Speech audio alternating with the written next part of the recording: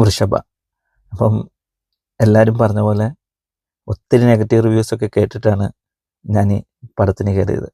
അപ്പം being A Mohanlal fan എന്ന് പറയുന്നത് അത്ര ഈസി ആയിട്ടൊരു ടാസ്ക് അല്ല. അതായത് പണ്ട് മുതലേ ഓരോ ദിവസവും ഓരോ ഫാൻസിൻ്റെ കയ്യിൽ നിന്നുള്ള കളിയാക്കലും അതും ഇതെല്ലാം കേട്ട് ചില സമയം ഈ മോഹൻലാൽ എന്ന് പറയുന്ന ഒരു ആൾ വളരെ ഫ്ലോലെസ് ആയിട്ട് വളരെ മികച്ച പടങ്ങൾ തന്നെ ഓരോ വർഷവും അല്ലെങ്കിൽ ഓരോ നിമിഷവും ചെയ്തുകൊണ്ടിരിക്കുന്ന ഒരു മനുഷ്യനാണ്.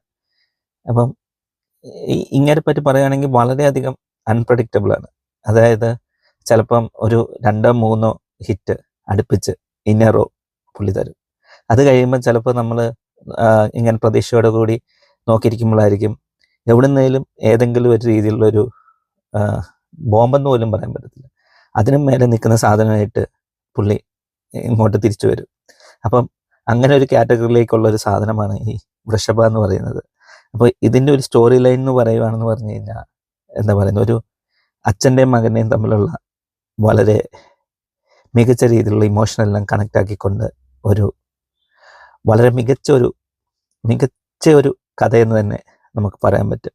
പിന്നെ അതിനിടയിൽ കൂടെ ഹിസ്റ്റോറിക്കലായിട്ടുള്ള കുറച്ച് കാര്യങ്ങളും കൂടി കൂട്ടിക്കുഴച്ച് ഒരു 2 ഹാഫ് ഹിസ്റ്റോറിക്കലി ലാലേട്ടൻ്റെയും വൃഷഭ എന്ന് പറഞ്ഞൊരു വംശത്തെ പറ്റിയുള്ളൊരു കഥ, പിന്നെ പുതിയ കാലത്തെ ലാലേട്ടൻ്റെ ജീവിതവും ആ പണ്ട് കാലത്ത് നടന്ന ഒരു ശാപവും അതിനെ ബന്ധപ്പെട്ടായിട്ടുള്ള ഒരു കഥ.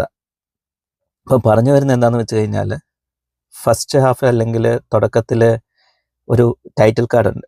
അപ്പം ഞാനതിൻ്റെ സ്ക്രീൻഷോട്ടൊക്കെ കണ്ടപ്പം എനിക്കും എന്തോ ഒരു ഭയങ്കര ഒരു എന്താ പറയുന്ന ഒരു കണ്ടു കഴിഞ്ഞാൽ ഒരു തൊലി ഉരിയുന്ന പോലത്തെ ഒരു അവസ്ഥയൊക്കെ എനിക്ക് ഫീൽ ചെയ്തു. പക്ഷേ തിയേറ്ററിൽ നിന്ന് ഞാൻ ആ ടൈറ്റിൽ കാർഡ് കണ്ടു കഴിഞ്ഞപ്പം വീഡിയോ ആയിട്ട് കണ്ടപ്പം കൊള്ളാം, ഓക്കെ.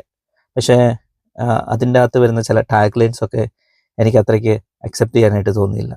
അത് വേറൊരു കാര്യം, അതും സിനിമയുടെ ക്വാളിറ്റി ആയിട്ട് യാതൊരു ബന്ധമില്ല.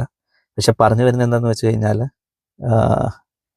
ഇങ്ങനത്തെ സിനിമകൾ എന്തുകൊണ്ട് ലാലേട്ടൻ കമ്മിറ്റ് ചെയ്യുന്നു എന്നുള്ളത് പല വർഷങ്ങളായിട്ട് നടന്നു വരുന്ന ഒരു റിസർച്ചാണ്. ഇന്നും അതിന് പ്രത്യേകിച്ചൊരു ഉത്തരമില്ല.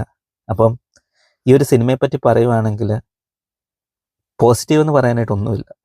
ഈവൻ ടെക്നിക്കലി അല്ലെങ്കിൽ മ്യൂസിക്, ഇനി ചില സിനിമകൾ എടുത്തു കഴിഞ്ഞാൽ സിനിമ എത്ര പരാജയമാണെങ്കിൽ പോലും അതിൻ്റെ അകത്ത് ലാലേട്ടൻ്റെ റോള് അല്ലെങ്കിൽ ആ ക്യാരക്ടർ എന്ന് പറഞ്ഞു കഴിഞ്ഞാൽ നമുക്ക് അറ്റ്ലീസ്റ്റ് എന്തെങ്കിലും ഒരു പോസിറ്റീവ് ആറ്റിറ്റ്യൂഡ് തരുന്ന ഒരു ഐറ്റമാണ്. പക്ഷെ ഇതിനകത്ത് നോക്കിക്കഴിഞ്ഞാൽ ഒന്നുമില്ല.